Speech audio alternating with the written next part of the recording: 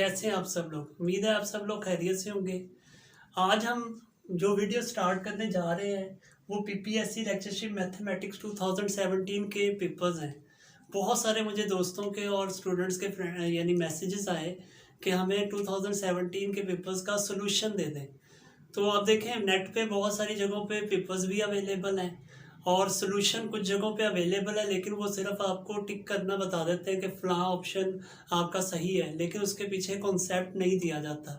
इंशाल्लाह मेरी वीडियोस में आज से हम ये सीरीज़ एक शुरू करने जा रहे हैं जिसमें हम कुछ हर वीडियो में कुछ ऑप्शंस को डिस्कस किया करेंगे और इंशाल्लाह मैं आपको 2017, 2015 और 2011 के तमाम पेपर्स का सोल्यूशन भी करवाऊंगा और साथ साथ इनके कॉन्सेप्ट भी क्लियर करूंगा और चारों ऑप्शंस को हम डिस्कस करेंगे।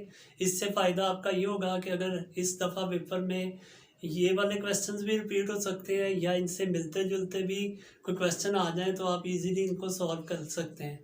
तो वीडियो स्टार्ट करने से पहले जो मेरे चैनल पर न्यू कमर्स हैं वो मेरे चैनल को सब्सक्राइब कर लें और बेल आइकन को प्रेस कर दें ताकि उनको मेरी आने वाली नई वीडियोस मिलती रहें। तो हम डिस्कस करते हैं। पहले फर्स्ट जो क्वेश्चन है, आप 2017 का पेपर देखें तो उसमें फर्स्ट ये क्वेश्चन आया हुआ है, द डिफरेंशियल इक्वेशन।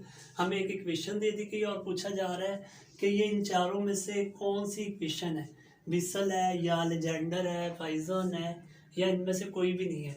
तो सबसे पहले तो हमारा ये कॉन्सेप्ट क्लियर होना चाहिए कि बिसल इक्वेशन क्या है, लेजेंडर क्या है, पॉइसन इक्वेशन क्या है। तो ये मैं आपको चारों बताने जा रहा हूँ। लेकिन सबसे पहले हम बिसल के मुताबिक डिस्कस करते हैं कि बिसल इक्वेशन की जो जनरल फॉर्म है वो कैसी होती है। X square y double prime यानी second derivative y first prime आएगा और फिर हमारे पास x square minus nu square into y is equal to zero. जो बीसेल इक्वेशन होती है इसको याद रखने का भी मैं आप लोगों को साथ साथ ट्रिक भी बताता रहूँगा कि यहाँ पर जो वेरिएबल उसकी जो पावर है उतना ही डेरिवेटिव इसके साथ मल्टीप्लाई होगा। सीधा देखें यहाँ वेरिएबल की पावर 1 है तो फर्स्ट डेरिवेटिव आ रहा है। इसके बाद हमारे पास देखें ये फर्स्ट और सेकंड डेरिवेटिव, उसके बाद हमारे पास वेरिएबल्स यानी पहले सेकंड डेरिवेटिव है फिर फर्स्ट है और फिर वाई वेरी आ जाता है। तो अगर हम इस पर गौर करें तो ये हमें बिसल इक्वेशन नहीं दी गई। अब हम देखते हैं लेजेंडर इक्वेशन की जनरल फॉर्म क्या होती है। वो होता है D Y over D x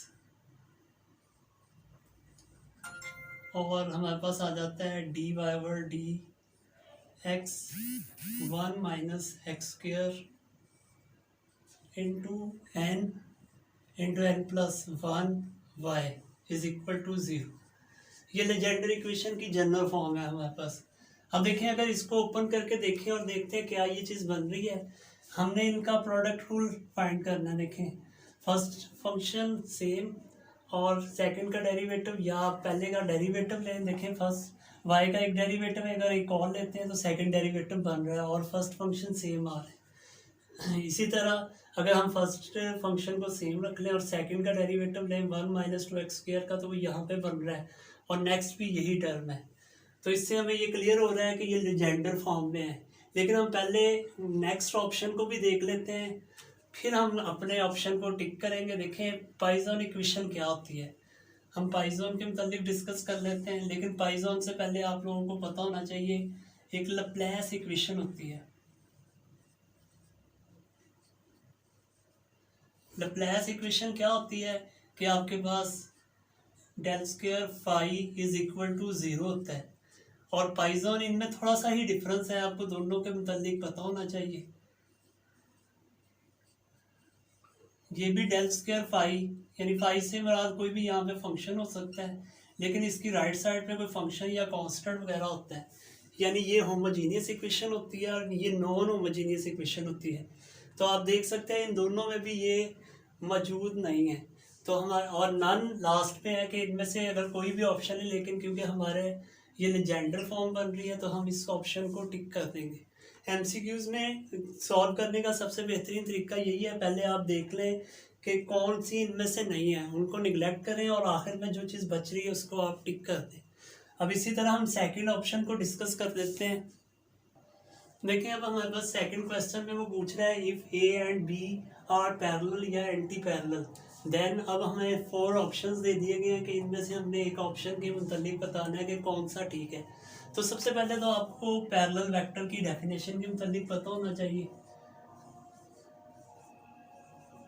देखिए पैरेलल वेक्टर के मुताबिक आप लोगों ने सेकंड ईयर का जो 7 चैप्टर है उसमें एक थ्योरम भी किया हुआ है कि दो वेक्टर्स पैरेलल कब होते हैं। आप बेशक वो थ्योरम यूज़ करके डायरेक्ट इसका आंसर भी निकाल सकते हैं। अगर दो वेक्टर पैरेलल है तो देन हमने पढ़ा हुआ है उन दो वेक्टर्स की जो क्रॉस है वो हमेशा ज़ीरो होती है। इसी तरह दो वेक्टर्स परपेंडिकुलर कब अगर हो तो उनकी जो डॉट प्रोडक्ट है वो ज़ीरो होती है। देखिए अब अगर दो वेक्टर अगर परपेंडिकुलर हैं तो उनकी जो डॉट प्रोडक्ट है वो हमारे पास क्या होती है, ज़ीरो होती है।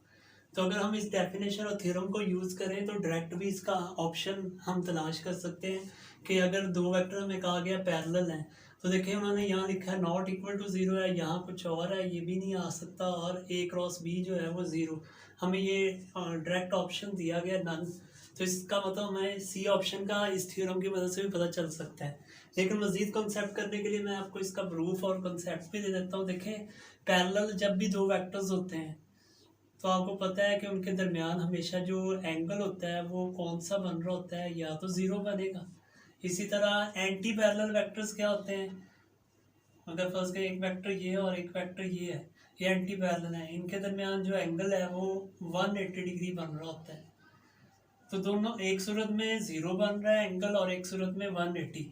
अब आप लोगों ने ए क्रॉस बी का फॉर्मूला पढ़ा हुआ है, उसमें अगर ये वैल्यूज पुट कर दें फिर भी हमारे पास ए क्रॉस बी की वैल्यू आ जाएगी। जैसे ए क्रॉस बी का फॉर्मूला क्या होता है, फर्स्ट वेक्टर की मैग्नीट्यूड है, सेकंड वेक्टर की मैग्नीट्यूड साइन थीटा और साथ को यूनिट वेक्टर आ जाता है।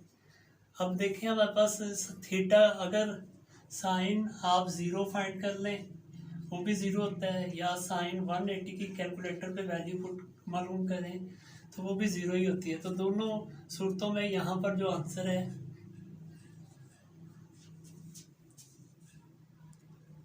ज़ीरो ही आ रहा है।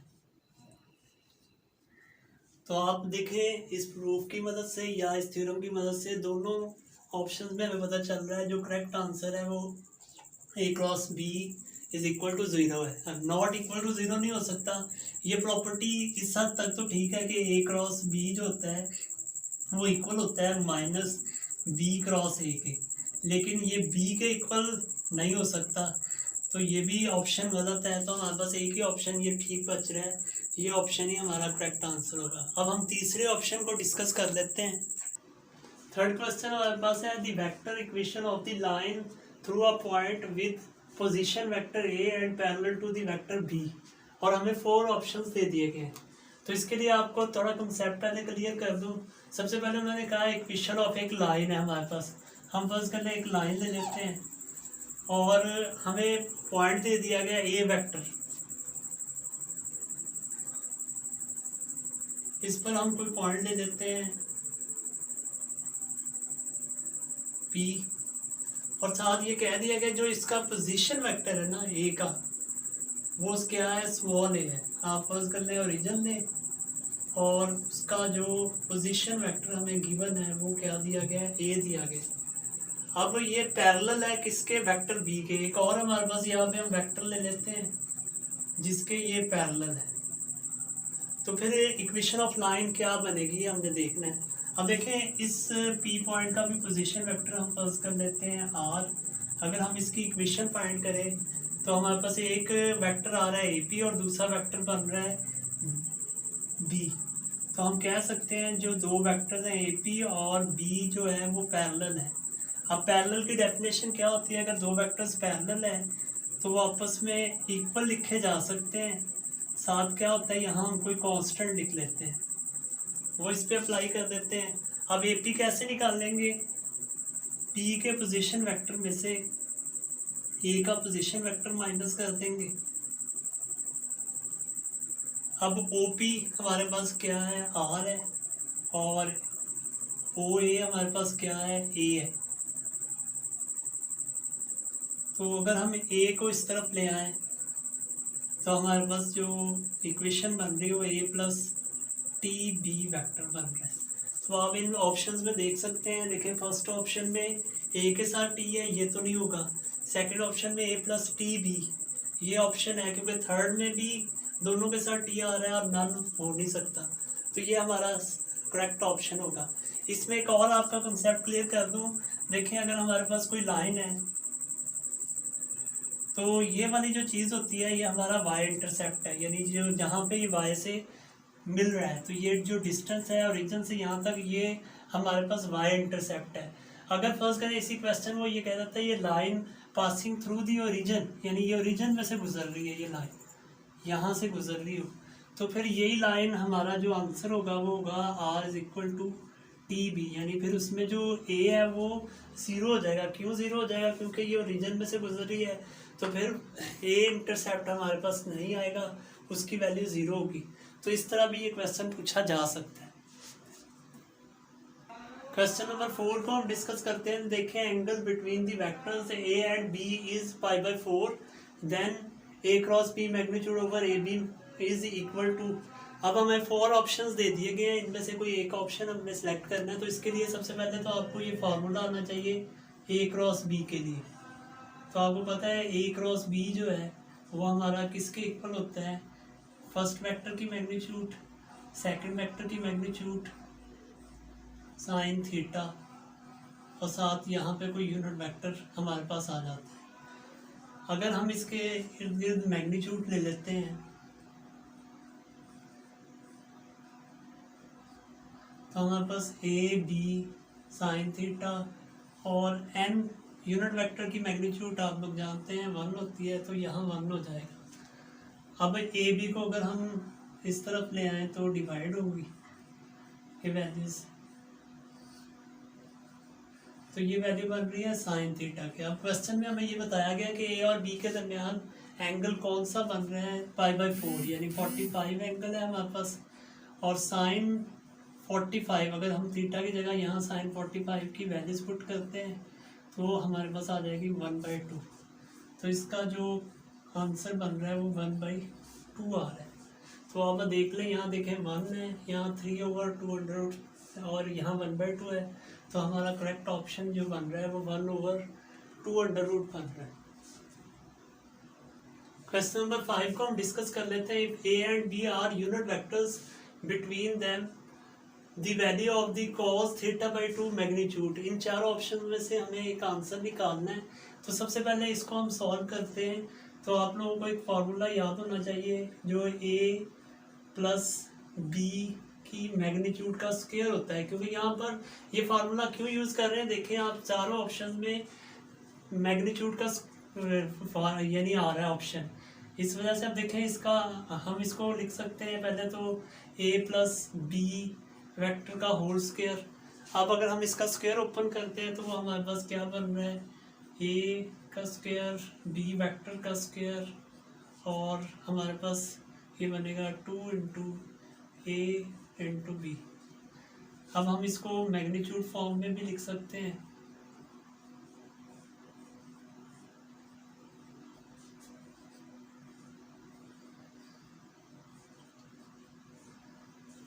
अब देखिए हमारे पास जो बताया गया है A and B are unit vectors, और आप लोग जानते हैं जो यूनिट वेक्टर्स होते हैं उनकी मैग्नीट्यूड्स जो होती हैं वो 1 होती हैं। इस वजह से हम इनकी जगह पर तो 1 लिख सकते हैं। अब हमारे पास सिर्फ ऑप्शन रह गया है A.B। यहाँ पर देखिए ये 2 आएगा, और इन दोनों में से अगर हम कॉमन ले लें तो यहाँ पे बन रहा है 1 + A.B। यहाँ पर हम A.B का फॉर्मूला अप्लाई कर सकते हैं। A.B का फॉर्मूला क्या होता है? A की मैग्नीट्यूड, B वेक्टर की मैग्नीट्यूड एंड cos थीटा। वो अगर हम यहाँ लिख देते हैं, देखें हमारे पास बनेगा 1 + A की मैग्नीट्यूड, B की मैग्नीट्यूड, cos थीटा। अब इसमें देखें जो A और B है वो क्योंकि यूनिट वेक्टर है, ये तो 1 हो जाएगा। हमारे पास ओनली A.B का जो आंसर बन रहा है वो cos थीटा। अब यहाँ पर हमने 1 + cos थीटा की वैल्यू पुट करनी है, तो वो आपको सेकंड फर्स्ट ईयर में आपने डबल एंगल आइडेंटिटीज वाले फार्मूले पढ़े हैं, उनमें से आप इसकी कॉस थीटा की वैल्यू आप निकाल सकते हैं। तो वो क्या बन रही है, इसके 3 फार्मूलाज हैं, हम यहाँ पर ये फार्मूला यूज़ कर रहे हैं नेगेटिव में, क्योंकि ये इस तरफ आएगा पॉजिटिव। इसकी वैल्यू हमारे पास क्या बन रही है, 2 cos स्क्वायर थीटा बाई 2। अगर यह नेगेटिव होता तो फिर साइन वाला फार्मूला हम यूज़ कर लेते। तो ये हमारे पास बन रहा है 4 cos स्क्वायर थीटा बाई 2। 4 हम नेक्स्ट स्टेप में राइट साइड पे ले आएंगे और हमें देखें सिर्फ चाहिए cos थीटा बाई 2 की वैल्यू। तो हम दोनों तरफ स्क्वायर रूट अगर ले लेते हैं तो हमारे पास जो आंसर बन रहा है cos a plus B vector over इसकी मैग्नीट्यूड ओवर 2, हमारे पास ये करेक्ट ऑप्शन आ रहा है। क्योंकि इसमें नेगेटिव है, इसमें डबल आ रहा है, डिवाइड हो रहे हैं, ये नहीं हो सकता। अच्छा आपको इनके मुतालिक भी बता देता हूँ ये क्यों नहीं हो सकते और ये कब आने थे। फॉर एग्जांपल अगर हमसे पूछी जाती साइन थीटा बाई 2 की वैल्यू, तो उस वक्त आपका ये ऑप्शन आएगा a माइनस बी ओवर 2। वो आप कैसे निकाल सकते हैं, यहाँ पर हमने a प्लस बी के स्क्वायर वाला फार्मूला लगाया, आप a माइनस बी के स्क्वायर वाला फार्मूला निकाल लें तो ये ऑप्शन आएगा। अगर फॉर एग्जांपल एग्जाम में आपसे साइन थीटा बाई 2 की वैल्यू पूछी जाए तो आप ये ऑप्शन, और ये कब आएगा आप देखें, इन दोनों की वैल्यूज आ चुकी हैं। अगर मैं इन दोनों को आपस में डिवाइड कर दूं, साइन थीटा बाई 2 और कॉस थीटा बाई 2 को अगर हम डिवाइड करते हैं, इन दोनों को भी डिवाइड किया जाए तो हमारे पास a plus B over a minus B, ये 2 के साथ कैंसिल हो जाएगा और ये हमारे पास बन जाएगा tan थीटा बाई 2।